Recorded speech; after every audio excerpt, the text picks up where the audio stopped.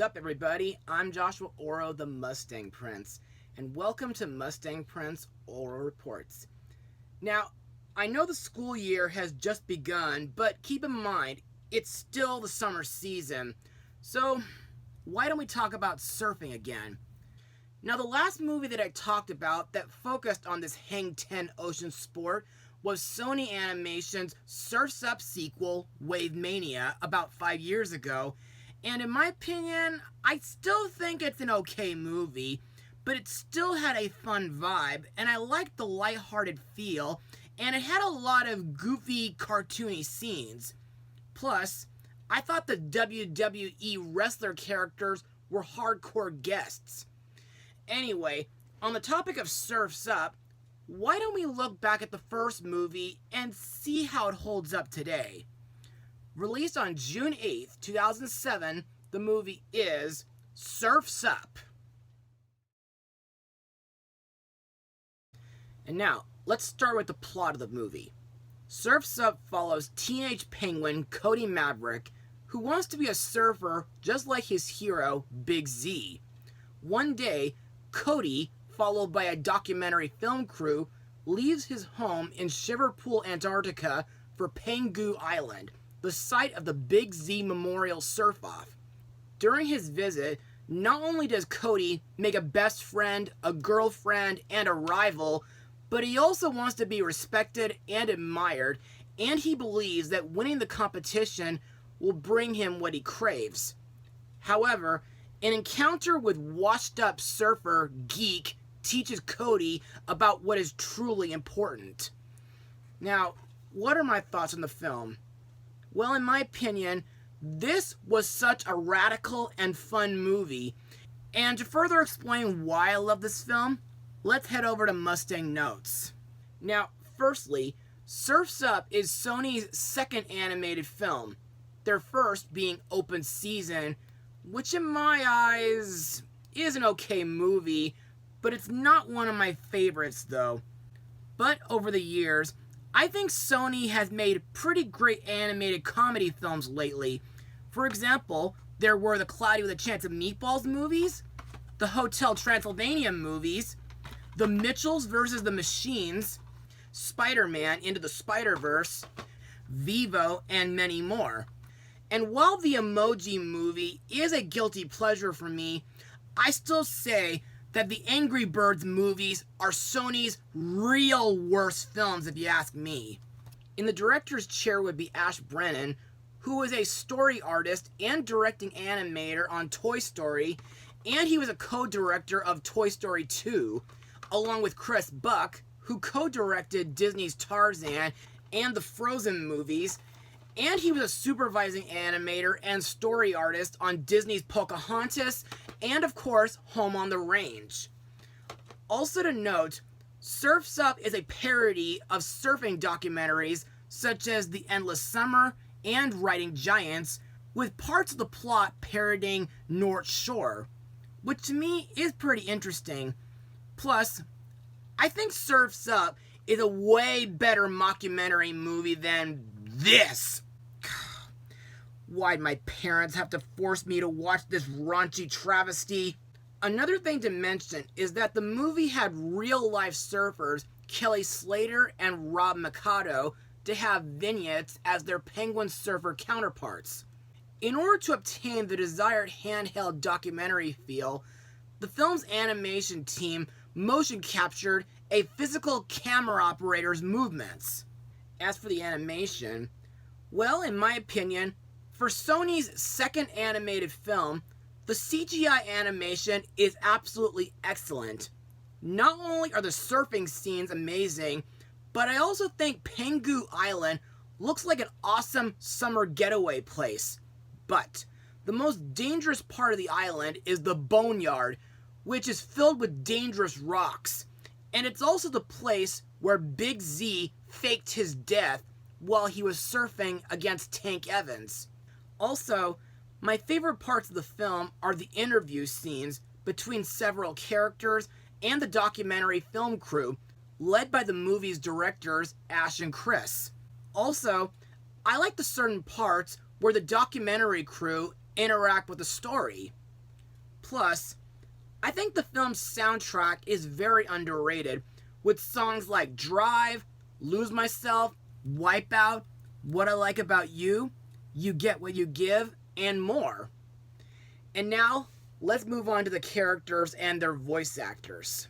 Our main character, Cody Maverick, is voiced by former Disney Channel star Shia LaBeouf, best known from The Even Stevens Show, Holes, Disturbia, Nausicaa, The Valley of the Wind, 3 of the Bayformers movies, the 4th Indiana Jones movie, and just recently, The Peanut Butter Falcon. Cody is a highly spirited rockhopper penguin who works as a fish sorter in Shiverpool, Antarctica. He dreams of leaving his home so that he can go out into the world and become a professional surfer. During the beginning of the movie, Cody has been having a very rough childhood due to him never knowing his dad, who was eaten by an orca, and he's forced to put up with so many judgmental penguins in his home and a jerkish brother named Glenn. In my eyes, Cody is bold, protective, agreeable, kind, nice, short-tempered, humble, social, and brave. And I thought the noblest thing that Cody did was give up the surfing trophy for his friend Chicken Joe. Speaking of which, next is Cody's best friend, Chicken Joe, voiced by Napoleon Dynamite himself, Jon Heder, whom was in Blades of Glory, Robert Zemeckis' Monster House, Walt Before Mickey, and just recently, My Sweet Monster.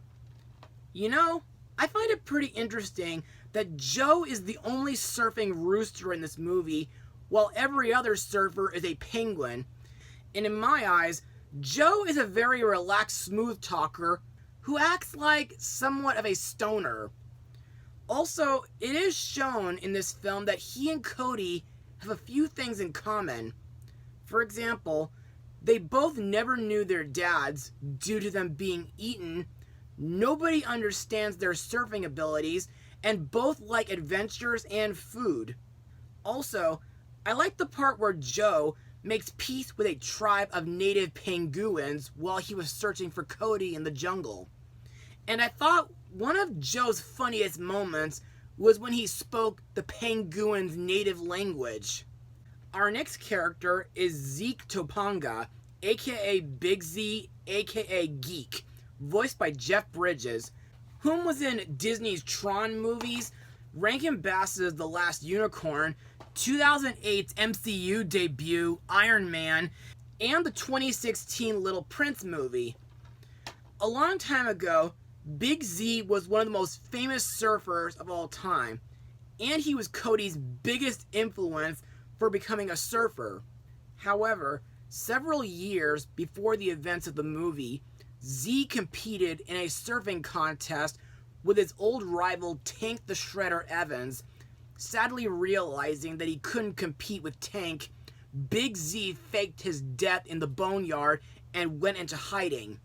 In my eyes, despite being a bit of a cowardly hermit, Z is a great mentor character while training Cody in the ways of surfing and surfboard construction.